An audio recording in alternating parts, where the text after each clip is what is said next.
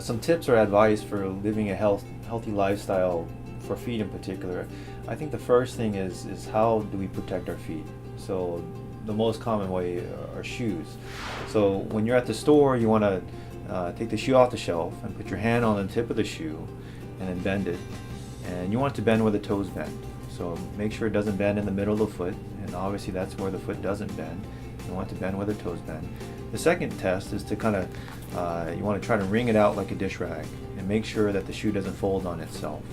The last thing is you want to pinch the heel, not at the top, but right in the middle here, and make sure that the edges of the heel don't touch each other. This is what we call a heel counter, and the heel counter is very important because it'll hold the heel in the right place, prevent the foot and the heel from shimming around, and it'll keep it stabilized there. Keep the shoes clean and dry as well. And what I would also recommend is to take your shoes off throughout the day if you can.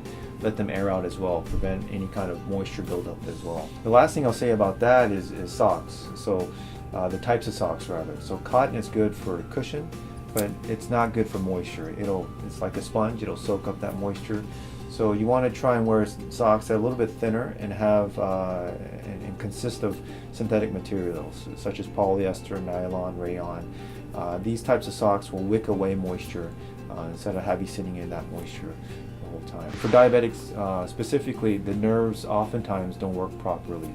So we know that the longest nerves in your body are from your spinal cord or your back to your feet or to your toes.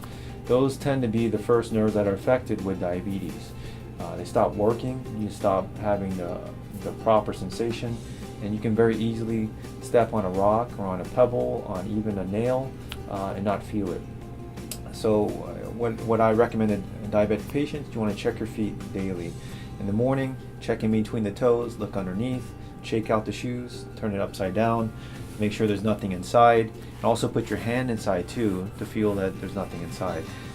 It has happened that patients have had, whether it's loose change inside the shoes or a thumbtack. If you wear white socks and you see some discoloration on there, that'll clue you in to let you know that there is a problem going on or a potential problem. I try to stress the routine part of it so it's part of your daily activity.